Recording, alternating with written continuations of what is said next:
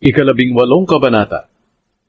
Ang taong makasarili ay humihiwalay sa karamihan at sumasalungat sa lahat ng tamang kaisipan.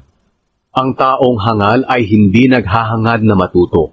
Ang gusto lang niya ay masabi ang nasa isipan.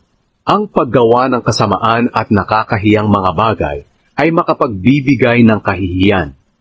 Ang salita ng taong marunong ay nakapagbibigay ng karunungan sa iba.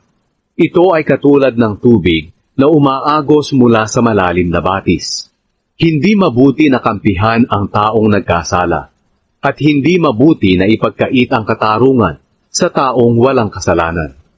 Ang sinasabi ng taong hangal ang pinagsisimulan ng alitan, at magdadala sa kanya sa kaguluhan. Ang salita ng hangal ang maglalagay sa kanya sa panganib at kapahamakan. Ang tsismis ay gaya ng pagkaing masarap nguyain at lunukin. Ang taong tamad ay kasing sama ng taong mapanira. Ang Panginoon ay katulad ng toreng matibay, kanlungan ng mga matuwid sa oras ng panganib. Ang akala ng taong mayaman ay maipagtatanggol siya ng kanyang kayamanan, gaya ng mga pader na nakapalibot sa buong bayan. Ang pagmamataas ng tao ang magpapahamak sa kanya, ngunit ang pagpapakumbaba ang magpaparangal sa kanya. Hangal at kahiya-hiya ang taong sumasagot sa usapan nang hindi muna nakikinig. Sa taong may karamdaman, tatag ng loob ang magbibigay kalakasan.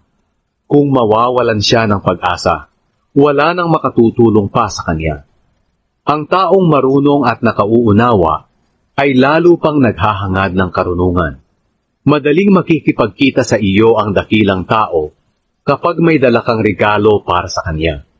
Ang unang naglahad ng salaysay sa korte ay parang iyon na ang totoo, hanggang hindi pa nasusuri at natatanong ng kabilang panig. Napapatigil ng palabunutan ang mga alitan, at pinagkakasundo ang mahigpit na magkalaban. Mas madali pang sakupin ang isang napapadirang bayan kaysa sa makipagbati sa kapatid na nasaktan.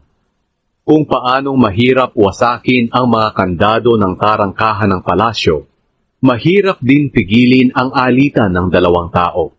Aanihin mo ang bunga ng iyong mga sinasabi. Ang salita ng tao ay makapagliligtas ng buhay, o kaya ay makamamatay.